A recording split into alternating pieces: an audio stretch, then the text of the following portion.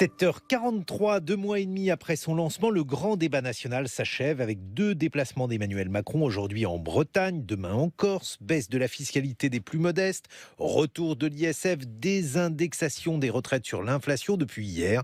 Les parlementaires mis de côté au cours des débats ont pris le relais des discussions en formulant des suggestions à l'exécutif. Après ces échanges consultatifs et sans vote, le gouvernement livrera lundi la synthèse des contributions des Français au grand débat national et des mesures concrètes devraient être annoncées par Emmanuel Macron.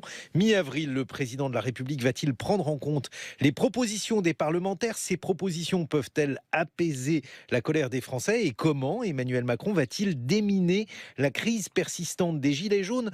Pour en parler, nous sommes en compagnie de Jean Viard. Bonjour. Bonjour. Jean Viard, vous êtes sociologue, directeur de recherche associé au CEVIPOF CNRS, auteur notamment de L'implosion démocratique, un livre publié aux éditions de l'Aube. Votre regard sur ce grand débat national ? Écoutez, en ce moment, partout, il se passe des choses qui ne se sont jamais passées. Vous pouvez prendre Salvini, vous pouvez prendre le Brexit, vous pouvez prendre Trump. Pourquoi ? Parce que nos démocraties sont complètement bouleversées, déstructurées. Macron fait partie de ces choses qui ne se sont jamais passées, je veux dire, c'est-à-dire quelqu'un qui a priori n'avait pas de parti, n'aurait jamais dû gagner, etc. Bon. Le grand débat, c'est pareil. On n'a jamais fait ça, mais c'est pas pour autant que c'est une bonne ou une mauvaise idée. Ce que je veux dire, c'est qu'on tente de trouver des solutions à une société en transformation extrêmement rapide qui est sortie de ses cadres. Moi, je donne toujours un chiffre parce que je trouve que c'est le plus éclairant, c'est le fait que 60% des bébés soient nés hors mariage. C'est-à-dire que le cadre du mariage, la société matrimoniale, qui était quand même le cœur des civilisations, devenue une activité marginale et périphérique. Et d'ailleurs, un mariage sur 2 à Paris est défait dans les 5 ans. Donc, on est sorti des cadres historiques. Ça ne veut pas dire qu'on est malheureux. Ça ne veut pas dire qu'on est pauvre. Ça ne veut pas dire que tout s'effondre. Ça veut dire qu'on est dans une société de l'individu où chacun fait ses choix librement. Alors, il y a évidemment des malheureux et des pauvres. Je ne suis pas idiot, mais ils sont quand même très minoritaires, heureusement. Et par contre, effectivement, il n'y a plus de structure collective. Il n'y a plus de classe sociale au sens réel, parce que la plupart des ouvriers habitent dans des lotissements périurbains, il n'y a plus de quartiers rouges, les gens vont plus à la messe, il y a 3% des filles qui s'appellent Marie, 18% des enfants qui ont des noms d'immigrés. Donc bon, on est dans des fondamentaux énormes de changement. Bon, le grand débat, c'est un des outils, une des tentatives d'essayer là-dedans de remettre, de rassembler un peu de collectif. Mais ça sert à quoi de faire un grand débat pour réussir à fixer une sorte de programme ? Parce que d'habitude, ce sont les élections qui fixent les programmes. Ces élections présidentielles, elles ont eu lieu. Et aujourd'hui, donc, peu de temps après l'élection, on se retrouve à devoir concocter un nouveau programme. Jean Viard. Le problème, c'est qu'on fait des élections et en fait, elles servent à éliminer. Rappelez-vous Jacques Chirac, on ne peut pas dire qu'on a tous voté pour lui par amour, on a plutôt voté contre Le Pen. Là, c'est un peu pareil. Beaucoup de gens ont voté pour Emmanuel Macron. En fait, ils ont surtout voulu bloquer Madame Le Pen. Non, d'une certaine façon, celui qui gagne n'est pas porté forcément par un immense mouvement populaire, d'une part. Et d'autre part, au fond, dans ce grand débat, moi, je ne suis pas sûr que tout ce qui s'est dit était passionnant. J'ai assisté à quelques-uns, mais c'est le désir des gens de s'exprimer qui est intéressant. C'est-à-dire, effectivement, il y a des millions de Français qui se sont exprimés d'une manière ou d'une, ou en tout cas qui ont regardé les débats à la télé et tout ça. Donc les gens ont envie de pouvoir parler, mais c'est très compliqué parce qu'au fond c'est le même problème que les Gilets jaunes. Les Gilets jaunes, ce qu'ils auraient voulu chacun, c'est avoir Macron sur leur rond-point, qui parlait avec eux en tant qu'individu, et pas qui parle aux Gilets jaunes. Ça n'existe pas les Gilets jaunes, c'est chaque rond-point. Je voudrais que le président aille de rond-point en rond-point écouter les revendications. Donc c'est compliqué. Voilà, on va bien voir ce qu'il en sort. Mais si vous voulez, je pense que ça a permis au président de reconstruire son électorat personnel. Il est à peu près au niveau qu'il avait avant, autour de 30%. Et au fond, beaucoup de Français se disent, bon, faut faire attention, on est dans une situation dangereuse. Disons que ça permet au pouvoir d'avoir une certaine forme de légitimité. Qu'est-ce que vous avez entendu lors des débats auxquels vous avez assisté, Jean Viard ? Ben, si vous voulez, il y avait des discours tout convenus. Donc cela, j'avais l'impression des fois d'être à une réunion de la CGT des années 50. C'est quoi un discours convenu ? Le type qui a écrit une fiche qui va vous lire, qui fait 2 pages pour dire qu'il faut baisser les impôts, baisser les taxes, augmenter le nombre d'enseignants, etc. Bon, mais il le croit probablement. Oui, il le croit probablement, mais quand je dis... Et peut-être a-t-il raison d'ailleurs, peut-être faut-il... Non, mais on ne peut pas à la fois baisser les recettes et augmenter les dépenses, c'est tout. Mais après, d'un autre côté, apparemment... Voilà. Mais après, il y a des gens qui disaient des choses beaucoup plus originales, ou en tout cas qui essayaient d'en dire, qui parlaient de leur vécu. Ce que moi j'avais entendu, il me semble pas mal d'endroits, c'est des gens qui parlaient de la réalité de leur vie, leurs difficultés de maman isolée, leur angoisse sur le fait que leur retraite baisse, et que bon, quand on est retraité, on se dit que bon, on va plus gagner d'argent, donc si la retraite baisse, on voit j'allais dire, le sapin se rapprochait plus vite. Donc, on est là sur ces angoisses-là. Et ça, je trouve que c'était presque le plus intéressant. Après, si vous voulez, ce qui est clair, c'est qu'il y a un problème fiscal. On est dans un pays où il y a énormément de solidarité, contrairement à ce qu'on dit, puisqu'il y a 53% du PIB qui est redistribué, sauf que cette solidarité n'est pas visible, parce que depuis la guerre, on a construit un discours de gratuité. Et donc on dit, la santé c'est gratuit, l'éducation c'est gratuit. Non, c'est pas gratuit, c'est payé par les impôts. Donc au fond, les gens n'ont pas le sentiment que leur argent sert à quelque chose, voyez. Donc ça, on le sent d'un côté. De l'autre côté, il y a une énorme demande démocratique. Et ça, c'est vrai que la Ve République a été construite à une autre époque. On est dans une société numérique. Pourquoi on peut pas... On peut donner son avis sur tout, sur le service qu'on a eu dans un hôtel, on vous fait cliquer, etc. Pourquoi on peut pas donner son avis sur les grandes lois, etc. Pas forcément pour que ça soit une décision. Mais si les Français s'exprimaient, s'il y avait un site internet où on pouvait voter, on dirait, tiens, là, c'est quand même, faut faire gaffe, il y a 5 millions de gens qui sont pas d'accord, etc. On peut inventer des formes de démocratie comme ça. On peut aussi inventer un référendum populaire, le RIC sans doute, peut-être un peu moins radical. Évidemment, on peut pas non plus faire qu'une démocratie. Le pouvoir, c'est long, c'est compliqué. Mais après tout, dans ce pays, on consulte de moins en moins les gens. Les élections ont lieu tous les 5 ans. C'est beaucoup trop long, notamment pour l'Assemblée. Donc, il y a des tas de choses qui peuvent s'améliorer. Vous dites qu'Emmanuel Macron a une trentaine de pourcents d'opinion favorable. On va pas se battre sur les chiffres. Mais en tout cas, au-delà de ça, ce que l'on note sur les ronds-points, et c'était pas tant, ou en tout cas pas uniquement la volonté de rencontrer Emmanuel Macron, que la volonté de le voir partir. Comment analysez-vous le rejet que suscite l'actuel président de la République, Jean Viard ? D'abord, ça n'a pas été tellement meilleur pour Nicolas Sarkozy et François Hollande. Après, le président de la République n'a pas toujours fait... Il n'y avait pas des gens sur les ronds-points pour demander leur départ. Il n'y avait pas des gens sur les ronds-points parce qu'effectivement, j'allais dire, la montée nationalo-populiste qu'on connaît partout était moins forte. Il faut quand même reconnaître que depuis 20 ou 30 ans, on a été, si on peut dire, des précurseurs. Ça ne me fait pas forcément plaisir avec Jean-Marie Le Pen. Il y a déjà fort longtemps, moi je me rappelle, en 95, l'extrême droite avait quand même pris 4 villes, dont Toulon. Donc à l'époque, en Europe, tout le monde nous regardait en disant qu'est-ce qu'ils ont ces Français. Bon, aujourd'hui, c'est presque nous qui sommes à la traîne. Parce que finalement, le Front National, par rapport à d'autres, je dirais, il fait plutôt moins méchant. Bon. Donc, on par rapport à qui ? Par rapport à Salvini, mais même par rapport à Poutine. Je veux dire, quand on voit Poutine qui soutient. Mais en même temps, on est dans une époque démocratique. Regardez ce qui se passe en Turquie. Le président est en train de se faire battre dans les grandes villes. Regardez évidemment ce qui se passe en Algérie, vous venez d'en parler. Regardez ce qui se passe en Slovaquie. Donc on est dans une période de national-populisme néo-démocratique parce que ces gens sont élus. Trump, dans 5 ans, on est sûr qu'il ne sera plus là. Je veux dire, donc on n'est pas dans la période de l'entre-deux-guerres où les gens étaient là pour 10, 20, 30 ans. Parce qu'ils avaient pris le pouvoir. Ou même, regardez au Brésil, pour l'instant, c'est un régime élu. Bon, donc ça, il faut faire très attention. Donc voilà, on est dans ces contextes-là, mais fondamentalement, les Gilets jaunes, c'est pas la France. Et les Gilets jaunes, c'est pas le peuple. Les Gilets jaunes, il faut le dire, c'est une forme populiste puissante qui représente la moitié des gens les soutiennent à peu près, et ce sont essentiellement des milieux populaires, périurbains, en révolte, comme on a aux États-Unis, comme on a en Angleterre. Oui, vous faites effectivement leur portrait dans l'implosion démocratique, votre dernier livre, Jean Viard, mais ce rejet d'Emmanuel Macron, alors on est bien d'accord que les codes de popularité de Nicolas Sarkozy, de François Hollande ont été mouvementés, on peut également se souvenir dans quel état ont terminé Jacques Chirac et François Mitterrand, mais il n'y avait pas une telle focalisation.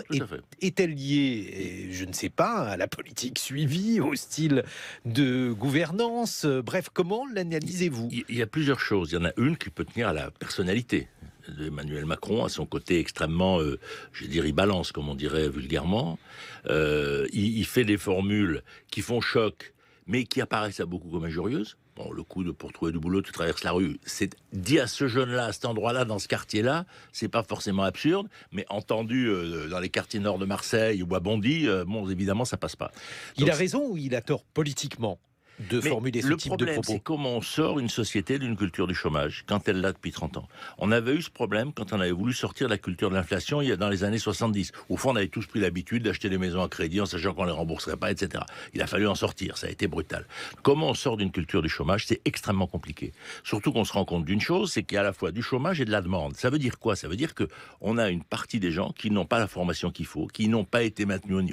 C'est pas que c'est de leur faute, je dis que l'école, etc., l'ensemble des machines, fait qu'on se retrouve avec 3 ou 4 millions de chômeurs, alors que de l'autre côté, on cherche des dizaines de milliers de salariés. Ce qui est quand même, a priori, absurde. Sauf que ça veut dire qu'on n'a pas fait le boulot de formation, qu'on n'a pas formé nos chômeurs, que la formation s'est occupée essentiellement des actifs et pas des chômeurs, etc. Donc là, on a été extrêmement mauvais. C'est pas la faute de Macron, c'est comme ça, c'est la première chose. Donc moi, je crois qu'il y a le candidat En plus, il s'est entouré de gens extrêmement jeunes. Il y a eu une vague de jeunisme. Donc, d'une certaine façon, c'était une façon de vouloir tourner une page. Mais honnêtement, il y en a beaucoup qui manquent un peu d'épaisseur d'expérience sociale. Vous voyez, l'autre jour, j'ai fait un test, j'étais avec une ministre, et on me dit comme ça, vous pourriez pas déclasser les C15. Les C15, c'est les voitures qu'on a à la campagne pour la chasse, tout ça. Bon, et ils m'ont tous regardé comme si je parlais chinois. C'est-à-dire qu'à un moment, il y a une épaisseur de la société. Déclasser les C15, d'ailleurs. Mais l'enjeu, c'est très simple, c'est qu'à la campagne, on a tous un véhicule pour aller à la chasse, pour aller dans les vignes, etc. Mais qu'est-ce que vous voulez dire par déclasser? Le classer en véhicule agricole, c'est-à-dire en tracteur, par exemple, l'outil agricole n'a pas besoin d'avoir les certificats pour faire l'autoroute, il pourrait rouler que dans le département avec une vignette spéciale, mais c'est des véhicules qui servent pour le quotidien, etc. La plupart des gilets jaunes, c'est ce genre de... Ils ont une vieille voiture comme ça dans leur jardin. Non, mais c'est-à-dire, voir la vie réelle. Tout le monde n'est pas en train, et si vous voulez, il faut différencier. Voilà. Après, moi, je veux dire une autre chose plus fondamentale. La société de l'individu dans laquelle nous vivons se développe à toute vitesse. Et donc, ce n'est plus la France de Sarkozy, ce n'est plus la France de Chirac, ni même de François Hollande. C'est-à-dire que les gens sortent des cadres et donc ils ont des projets individuels et ils n'ont plus de projets collectifs. Il n'y a plus d'avenir, il n'y a plus de discours d'avenir. Mais il y a quelque temps, je lisais Jean Viard, puisque vous êtes mon invité ce matin, et vous me promettiez, pas qu'à moi, hein, une société du loisir, une société qui était largement influencée par les 35 heures, bref, une société où finalement le principal problème était l'occupation du temps libre. Et on se retrouve dans une situation où cette question du temps libre, elle est passée complètement au second plan. En tout cas, moi, je ne l'entends plus. Oui, mais qu'est-ce qui s'est passé? Mais les gilets jaunes, pour l'essentiel, ce sont des habitants du périurbain qui ont investi dans des maisons avec jardin, qui ont un potager, puisque à peu près la moitié d'entre eux, qui au fond ont choisi un mode de vie. Et donc, si vous voulez, on est toujours dans cette société. On est dans une société du bonheur privé. Il y a un chiffre, mais le sondage Elab de février donne le chiffre que 73% des Français disent « Je suis heureux dans mon couple, dans mon quartier, dans mon travail ». Et c'est constant depuis 30 ans.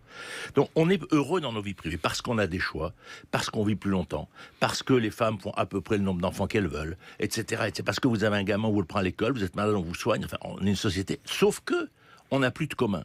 Et donc, si vous voulez, ce qui est en crise, c'est le commun, c'est pas l'individuel.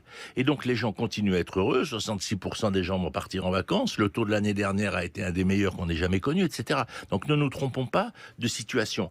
Nous sommes pas dans une crise, nous sommes dans une crise de sens, dans une crise de trajet. C'est-à-dire, au fond, les gens des périurbains, ce sont des gens qui ont souvent quitté la ville. Pas tous, mais souvent. Ils ont acheté une maison. Pour eux, c'était la réussite. Dans la famille, on n'avait jamais été propriétaire. Ils ont travaillé à deux. Ils ont eu 2 diesels, j'allais dire une maison Phoenix pour faire carte postale. Et aujourd'hui, on leur dit ton mode de vie il est nul. C'est-à-dire ce qui était une réussite devient un échec. Ça, c'est très difficile à vivre. Et on ne leur propose rien d'autre que le modèle de la métropole urbaine. Il faut penser la métropole rurale, il faut réfléchir à ça, et aucun pays n'y arrive. Pourquoi ils votent Trump? Pourquoi ils votent pour le Brexit? Pourquoi est-ce qu'ils ont voté pour l'indépendance de la Catalogne? Ce sont les mêmes. C'est les mêmes populations géographiques et sociales. C'est ce milieu, moi je dis des prolos réussis pour faire carte postale. Il y a beaucoup de célibataires, il y a surtout beaucoup de divorcés, il y a beaucoup de femmes seules, quand on voit les revendications, souvent qui travaillent dans des métiers du corps, infirmières, etc.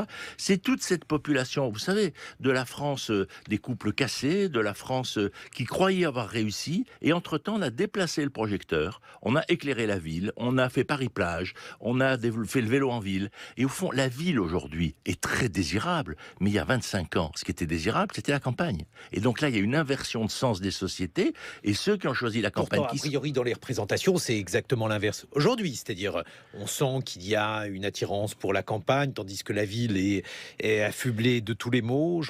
Pas du tout. Les Parisiens, vous rêvez tout le temps de la campagne, et à 72%, vous dites si je pouvais aller habiter dans une petite ville d'ailleurs souvent, ça serait bien. Il y a en ce moment un choix des villes, des métropoles régionales de Nantes, de Rennes, de Bordeaux, voire des villes plus petites, ça c'est vrai.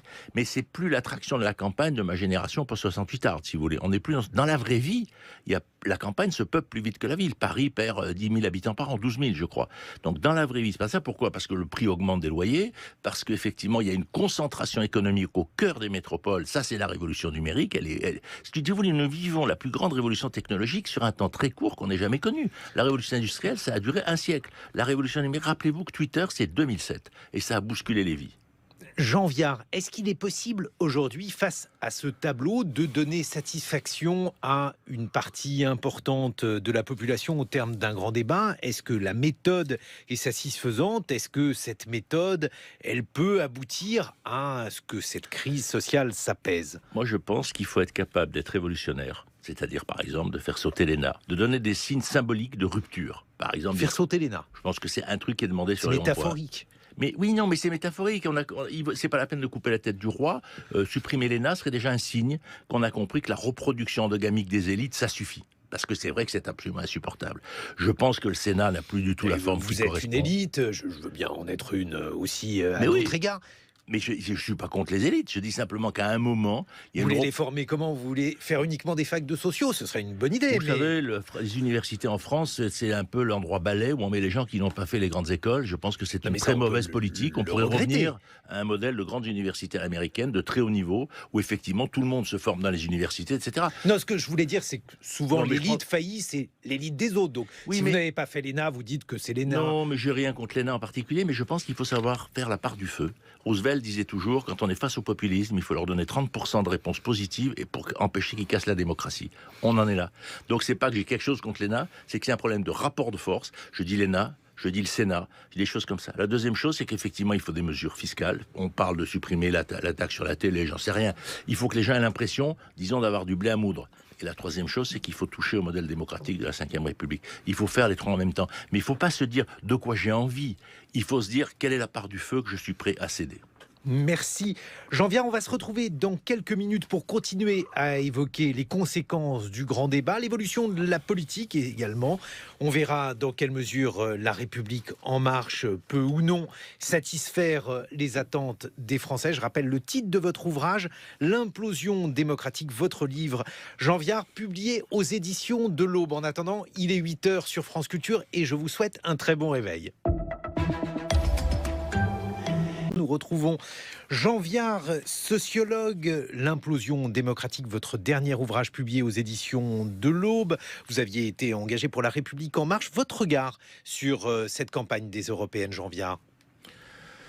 Écoutez, pour moi, l'Europe, c'est une chose donnée. D'ailleurs, ce qui est frappant, c'est qu'au fond, l'Europe est plus populaire qu'elle n'a été avant, l'euro aussi. Au fond, on est en train... Le Brexit a cet aspect positif, c'est qu'on se rend compte qu'un sorti de l'Europe, c'est très compliqué, et qu'au fond, autant on peut râler contre l'Europe, autant l'idée de la quitter a reculé d'une certaine façon. C'est toujours comme ça. C'est aussi possible. Et ce qui se passe en ce moment, c'est qu'au fond, les mouvements nationalo-populistes des 10 dernières années, on voit les conséquences. Si le modèle italien économiquement marche pas, ça rendra ce parti moins attractif. On vit dans le même monde. Voilà. Moi, si vous voulez, sur l'Europe, je pense qu'en gros, on a passé une étape. C'est-à-dire que l'idée de la casser a reculé, il me semble en tout cas, d'après les études d'opinion. Et on se rend compte aussi, il faut le reconnaître, qu'on est dans un monde qui a complètement changé. On était dans une alliance Europe-États-Unis, on est entré dans un monde tout à fait nouveau, continental. Au fond, chaque grande culture va être une puissance, ou la Chine évidemment va être une puissance. Donc on se rend compte que même l'Europe, on est quand même finalement petit à l'échelle du monde. Tout ça joue, si vous voulez, en faveur au fond de l'Europe et en faveur des élections européennes, même si la plupart des gens n'iront pas voter, parce que l'Europe apparaît aux gens comme une alliance de pays, d'États, et au fond, le Parlement n'a encore pas tout à fait tous compris à quoi ça servait. Est-ce que vous êtes un déçu de la République en marche, Jean Viard? Non, je suis pas déçu, je suis pas d'accord sur tout, je suis pas béat non plus, si vous voulez. Vous n'êtes pas d'accord sur quoi? Je dirais mais sur certaines méthodes, sur la façon dont l'ISF, je pense qu'il fallait supprimer cet impôt, mais pourquoi donner un autre nom? On pouvait dire, attendez, on change l'assiette, en fait, etc. Bon, on pouvait demander aussi que l'argent suive, voilà, vous voyez, des choses comme ça. Mais j'étais pour la suppression de l'ISF, je m'en cache pas du tout. Je pense, si vous voulez, qu'on peut pas avoir des règles fiscales extrêmement différentes des voisins. On est dans un monde ouvert, et d'ailleurs, quand on voit les investissements étrangers en France, ils n'arrêtent pas d'augmenter. Donc, il faut faire extrêmement attention à ces questions. La France est un pays qui manque d'investissement, notamment dans l'industrie, mais pas uniquement, et c'est un enjeu absolument majeur. Ça, c'est décorrélé de l'ISF, dès lors que ce ne sont pas des individus, des personnes physiques qui investissent. C'est les deux, et si vous voulez, le nombre de gens qui partaient à l'étranger, etc. Mais bon, en gros, si vous voulez, je ne suis pas en désaccord radical, je le dis assez clairement, et je pense simplement qu'effectivement, dans la manière, c'est discutable. Je pense que j'ai remarqué quand même, je dirais que les gens expérimentés sont mis un peu de côté, que ce soit Bayrou, que ce soit Collomb, etc. Il y a un besoin de mélanger les générations. Ils mélangent les origines. J'étais très contente de la nouvelle porte-parole, etc. La France est un pays complètement métis, il faut le dire clairement. Il y a un enfant sur 5 qui porte un prénom à la naissance qui est de l'autre côté de la Méditerranée. Donc arrêtons cette espèce de mythe de la France blanche et chrétienne. C'est un monde qui est derrière nous.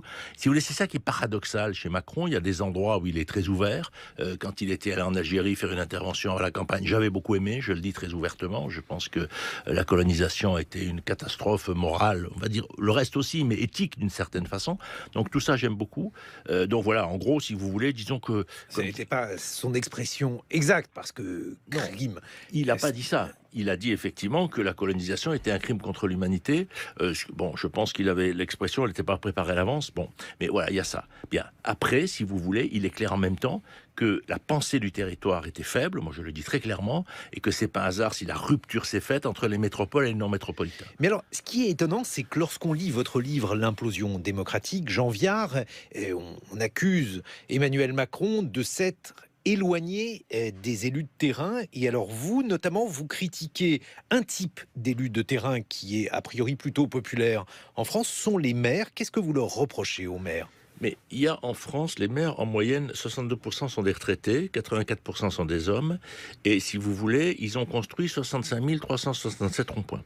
Retraités, on peut expliquer pourquoi ils sont souvent retraités. Bien sûr, non mais je ne leur reproche pas d'être retraités, je le suis moi-même, donc je ne vais pas... Juste pour le dire aux ils sont décalés auditeurs, de la population.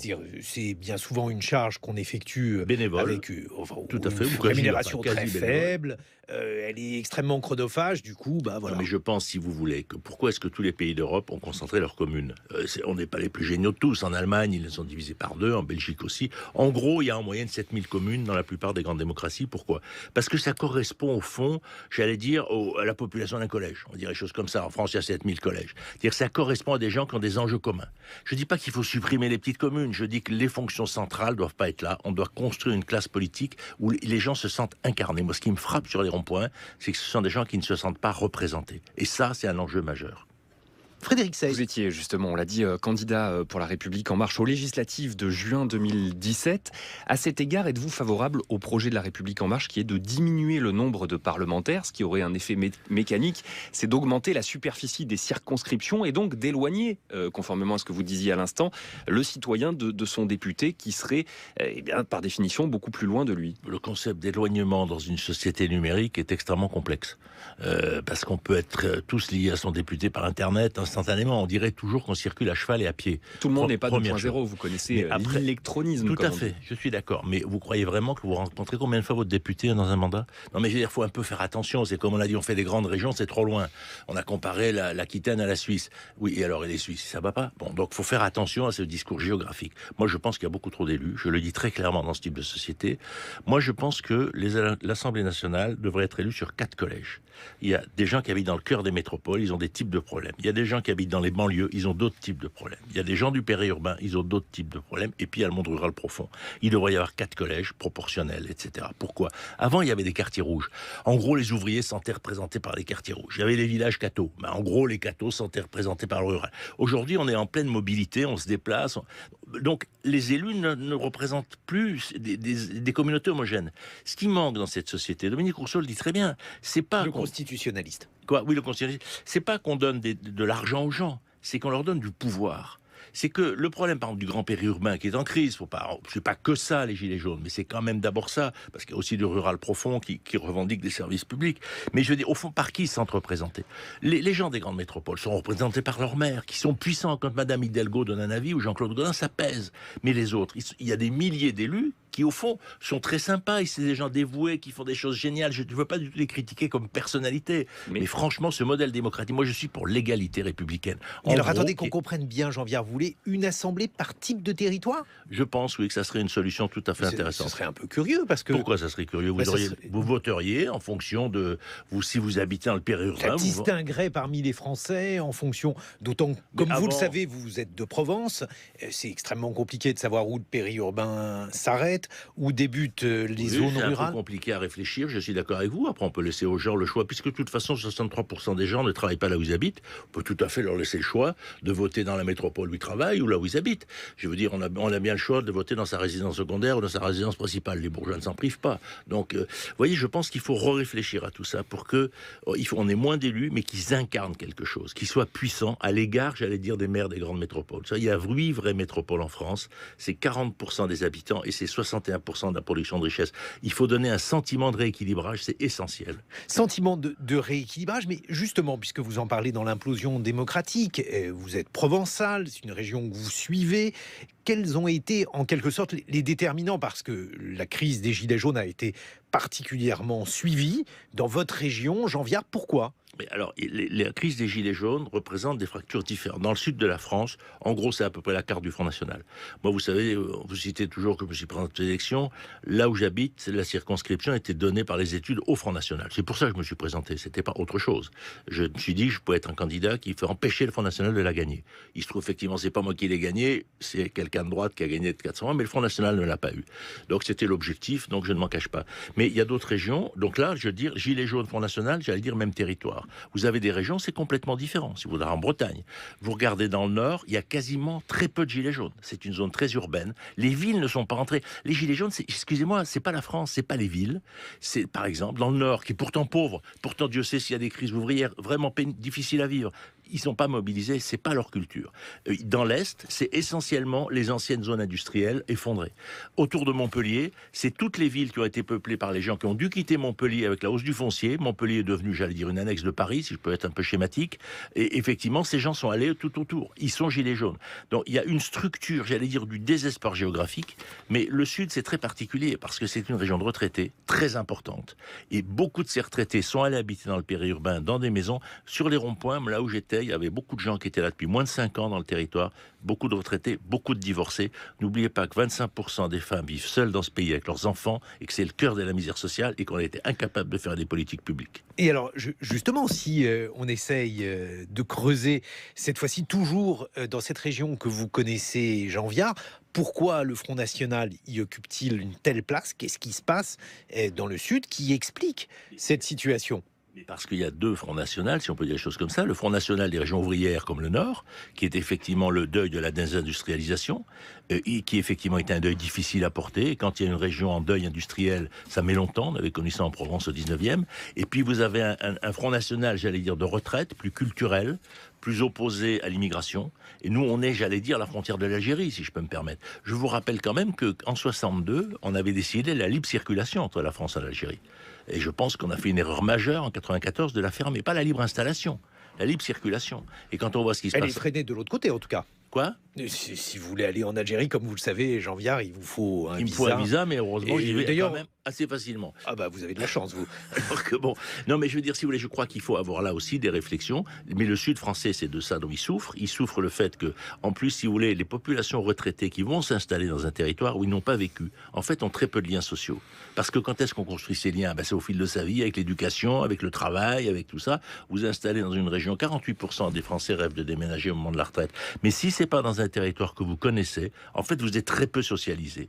Et c'est ça aussi les Gilets jaunes. Et c'est quelque justement... part, c'est l'Humanité dimanche qu'on distribuait le dimanche. Maintenant, on est sur le rond-point le samedi. Avec des gens qui, d'après ce que vous dites, Jean Viard, dans l'implosion démocratique, arrivent dans une ville, dans une commune, et sur le rond-point, par exemple, témoignaient de leur installation récente dans ce lieu. Ça, j'ai donné des exemples à Mazan, notamment parce qu'on était allé...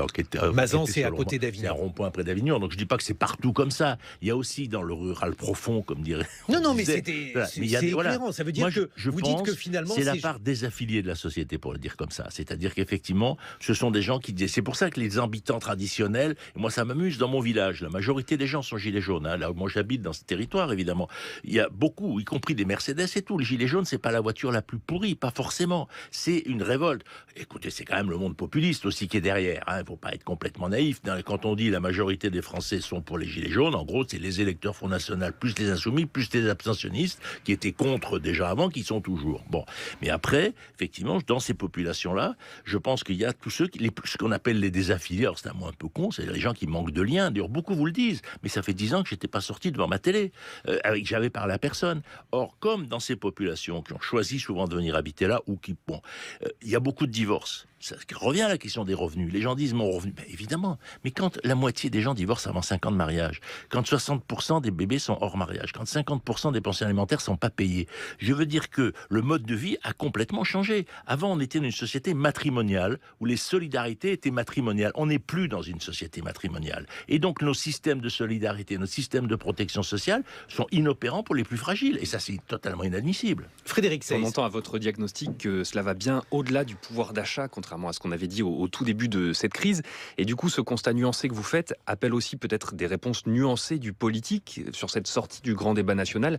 Vous, du haut de cette expérience de terrain que vous nous racontez ce matin, qu'est-ce que vous suggéreriez au pouvoir exécutif pour apporter une réponse efficace? Moi, je disais 3 choses. Je disais tout à l'heure faire comme Roosevelt, donc un tiers de mesures révolutionnaires pour donner du blé à moudre au désir de révolution. Je prenais l'exemple de la suppression de l'ENA et je pense de la transformation radicale du Sénat. Il faut donner là des moyens. La deuxième chose, c'est que je pense qu'effectivement, il faut se poser la question du revenu des plus fragiles, notamment des personnes seules, notamment des mamans seules. Vous voyez, prenons un exemple simple. Les pensions alimentaires sont décidées par un juge. Mais le fisc a qu'à les payer et les mettre sur la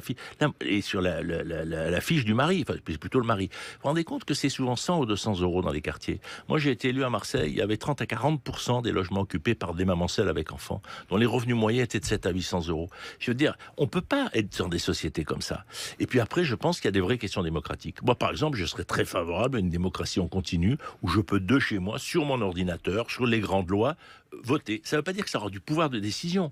Mais si vous avez 5 millions de Français qui sont contre une proposition de loi, les députés qui vont aller la voter vont réfléchir à 2 fois. Moi, je suis pour la démocratie représentative, mais on n'a fait aucun effort pour l'accompagner sur la sphère numérique. Moi, je donne mon avis sur Internet pour n'importe quel restaurant où j'ai mangé et je ne peux pas donner mon avis sur un projet de loi. Il faudrait quand même que la démocratie rentre dans la sphère numérique. Mais justement, certains disent aussi qu'il y a actuellement un trop-plein d'opinions, et que le grand débat d'ailleurs va alimenter encore plus ce trop-plein d'opinions, et peut-être pas assez de certitude ou d'exactitude. Vous qui êtes sociologue, justement, l'une des idées, ce serait de savoir de manière un peu rationnelle ce qu'il en est de telle ou telle proposition. Nous sommes restés dans la culture politique de la révolution industrielle. C'est-à-dire que le monde politique ne porte pas le désir d'avenir et ne nous propose pas une vie heureuse demain. Elle ne propose qu'une vie catastrophique. En gros, demain, il y aura ou plus d'immigration ou on aura plus chaud. Mais qui a dit demain on vivra mieux? 3% des Français pensent que demain on vivra mieux. A priori, Jean Viard, puisqu'il avait la réputation d'être optimiste. Je continue à penser qu'on trouvera des solutions à la crise énergétique, qu'on arrêtera de polluer, que les scientifiques feront du boulot, j'ai confiance dans la science, etc. Si vous n'avez plus confiance dans l'humanité, c'est qu'on va mourir.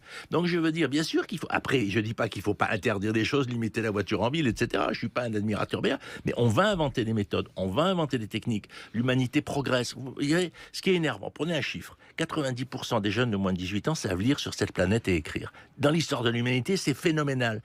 On est incapable de raconter nos succès. On ne raconte que nos échecs. Et ça, c'est la faute à qui? À la classe politique. Elle a une culture de la révolution, un affrontement. C'est ça qui m'intéressait chez Macron. Tout à fait. C'est que les lieux de l'affrontement ne sont plus bons. Ça ne veut pas dire que Macron les a trouvés. Ça veut dire que les lieux traditionnels sont très largement périmés. Il faut réinventer un monde écologique et scientifique. C'est la même chose en agriculture. Moi, je plaide pour la sanctuarisation des terres agricoles. 52,5% des terres sont encore labourées ou travaillées.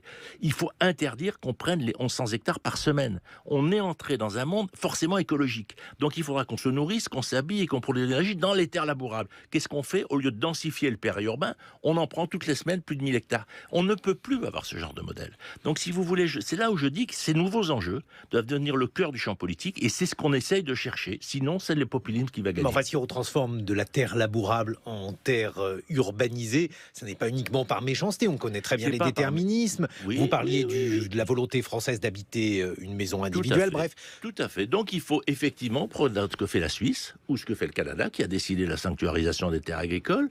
Il peut y avoir des décisions de justice qui disent à tel endroit, oui, attendez, on est désolé, il faut absolument un hôpital à Arles, on ne va pas le faire. Mais le périurbain a pris 20% des terres agricoles depuis la guerre. On peut le densifier extraordinairement. On peut faire qu'on donne le droit de construire au-delà de 300 mètres carrés, ce qu'on a d'ailleurs fait dans certaines zones de Bretagne. Les grandes surfaces utilisent des soffianants pour se garer, parce que le périurbain, c'est pas que des logements. C'est une destruction du tissu traditionnel. On a construit 65 000 ronds-points, on a fait des lotissements autour et des supermarchés, on a tué le cœur des petites villes. Excusez-moi, c'est un modèle qui a été porté par les collectivités locales, qui a tiré le développement économique dans des territoires très fortement inhabitables. Vous leur en voulez à ces ronds-points, Jean Viard? Je leur en veux pas mal. Je leur en veux pas mal parce qu'ils ont coûté extrêmement cher.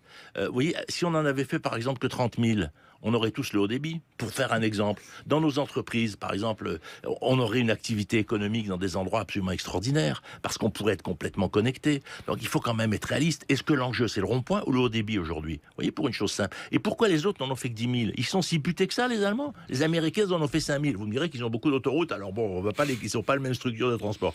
Bon, attendez, vous savez qu'il y a aussi des rumeurs sur les raisons de la multiplication des ronds-points. Oui, je sais, le prix du trottoir, la prime du ministère de l'équipement, équipements, tout ça, mais enfin, c'est quand même les départements, les maires qui les demandent. Et si vous voulez, pourquoi ? Parce que on a chassé un peu la voiture de la ville, disons par rapport à Pompidou qui voulait la mettre partout. C'est une excellente nouvelle, mais au fond, on n'a pas du tout une politique, on n'a pas de pensée de ce qui n'est pas la métropole. Comment on va vivre en dehors de la métropole ? Il faut rappeler une chose, 16 millions de Français ont des maisons avec jardin, 12 millions ont des appartements. Donc la métropole, elle est la puissance montante, elle est le lieu de la création de 61% du PIB, mais comment on redistribue cette richesse, comment on articule, tu vois, on va vers une société d'archipel. Ça fait longtemps que je le dis, c'était le titre d'un de mes livres il y a 25 ans. Ça veut dire quoi ? Ça veut dire que le CNAM doit avoir des antennes de formation dans des petites villes. Ça veut dire que la Lozère doit avoir une cité universitaire à Montpellier. Ça veut dire que maintenant on peut aussi enseigner au travers d'Internet. Tout à fait. Mais ça veut dire qu'effectivement, et les entreprises, c'est la même chose. Qu'est-ce qui se passe ? Les entreprises mondialisées, elles veulent être dans l'île Paris, au centre de la ville pour l'image de marque. Mais là, elles ont un petit bureau où les salariés viennent un jour par semaine. Et puis, ils ont une antenne à 20, 100 ou 200 kilomètres. On va vers des territoires productifs complètement intégrés, des territoires de formation, etc. C'est la même chose sur la santé, sauf que la santé, on a oublié que les mamans, quand elles accouchent, on ne peut pas les mettre à 2 heures. C'est peut-être rationnel par rapport au taux de survie des nourrissons, ce qui est le critère évidemment principal, mais on voit bien qu'on a créé une angoisse légitime. Soyons rationnels, mais peut-être un petit peu moins idiots. Mais après, c'est pas scandaleux. Moi, si j'ai un cancer, je vais me précipiter dans le plus grand hôpital de ma région, c'est sûr. Donc, tout ça, ça devrait faire débat. Il faut donner du sang. Oui, on organise une société d'archipel. Oui, on donne un droit à la métropole horizontale à tout le monde. Oui, c'est le boulot des régions de mélanger les métropoles et les régions. On a fait des grandes régions. Vous savez ce qu'a fait François Hollande ? On le critique tout le temps. Il a fait cette réforme où on a donné à chaque Français une métropole. Il n'y a pas tellement de métropoles en France. Les régions, on les a découpées par métropole. C'est pour ça qu'il y en a ce nombre-là. Parce qu'on n'a pas plus de métropoles que ça devrait, au sens international du terme. Et donc, du coup, comment est-ce qu'on fait à ce que les habitants d'une région accèdent à la métropole pour leur santé, leurs études, leur divertissement, pour que les gamins puissent aller au match ? Comment est-ce qu'on fait pour qu'il y ait un bus qui parte de la petite ville ? Parce que c'est pas pareil d'aller assister au match à Lyon ou à Marseille, à l'OM, effectivement, que d'aller voir l'équipe du village. On travaille en silo dans ce pays. L'argent public est investi par territoire. Quand est-ce qu'un conseil général construira une cité universitaire en dehors de son territoire ? Là où il y a une université. C'est là où on commencera à s'intéresser aux habitants et pas aux territoire. Et alors, justement, dans les mesures, je regardais le Parisien du jour. Et le Parisien du jour met l'accent sur 2 questions. La première question, c'est le pouvoir d'achat des 50-65 ans. Cette classe d'âge, selon le Parisien, est particulièrement touchée par une diminution du pouvoir d'achat. Et la question de l'automobile. Dans le même temps, le budget automobile des Français ne cesse d'augmenter. Le Parisien dit en moyenne 6 700 € par an, tout compris, pour le budget d'utilisation d'une voiture. Est-ce que la question du pouvoir d'achat, finalement, elle n'est pas là aussi au cœur de ce qui achoppe aujourd'hui ? C'est-à-dire que le mode de vie des Français et de toutes les populations ont profondément changé. Aujourd'hui, on devrait considérer qu'avoir un abonnement téléphone portable fait partie du kit. À une époque, on discutait, quand on calculait le SMIC, je dirais, de la liste des consommations minimum pour vivre décemment. Il est évident qu'on n'y a pas discuté depuis 20 ans. Vous savez que le SMIC, en 10 ans, a augmenté de 16%. Oui, mais les prix de 12%. Ça veut dire que par mois, c'est quelques dizaines d'euros d'augmentation. Entre-temps, il y a les abonnements à la télé, il y a le téléphone portable, ne fût-ce que ça. En plus, on calcule dans ce pays l'indice des prix, j'y ai consacré un livre, donc ça m'énerve toujours autant. On calcule l'indice des prix en moyenne. Ça veut dire que les prix de ce qui est produit sur place, la nourriture, tout ça augmente, et les prix de ce qui est importé, les voitures, les ordinateurs baissent. Alors on fait la moyenne des deux. Il se trouve que les milieux populaires n'achètent pas d'ordinateurs neufs, n'achètent pas de voitures neuves. D'ailleurs, l'étude du Parisien, c'est sur des voitures neuves. Moi, dans mon pays, la plupart des gens, dans mon village, les voitures qu'ils achètent, elles sont vieilles. Et d'ailleurs, c'est pour ça qu'ils n'en ont jamais acheté des neuves. Et quand on leur dit, prenez une voiture neuve qui consomme moins, une voiture neuve, c'est pas leur truc. Eux, c'est comment est-ce qu'ils attendent une vieille voiture d'occasion électrique pas chère. Donc, il faut encore 10 ans. Justement, pour continuer sur ce regard que vous posez sur le pays Jean Viard, voici mes camarades qui s'installent. Aurélien Bélanger pour sa conclusion, Guillaume Goubert de la Croix et Mathilde Serrel. Je rappelle le titre de votre ouvrage, L'implosion démocratique aux éditions de l'Aube.